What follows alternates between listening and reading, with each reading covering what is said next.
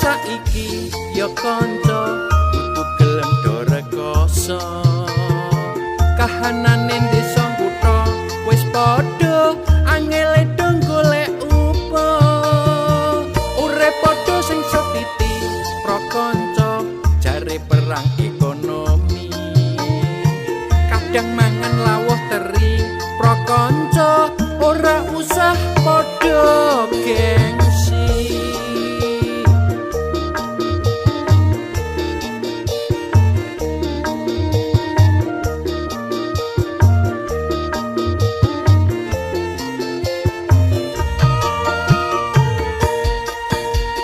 sing padha gengsi mung gawe panase ati sing padha gengsi marai ngunggah ke tensi sing padha gengsi adem panas rina wengi sing padha gengsi kurang berkah urip iki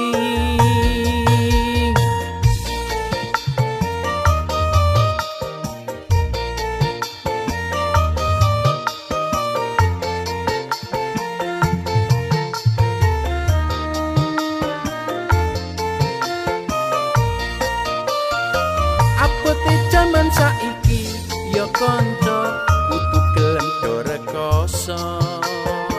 kahanane desa kutha wis padha angele do golek upa urip padha sing setiti prakanca jare perang ekonomi kadang mangan lawuh teri prakanca ora usah padha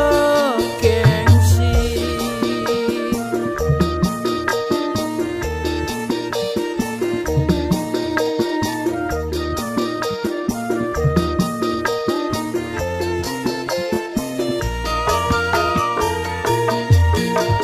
sing padha gengsi mung gawe panase ati sing padha gengsi marai ngunggah ke tensi sing padha gengsi adem panas rina wengi sing padha gengsi kurang berkah urip iki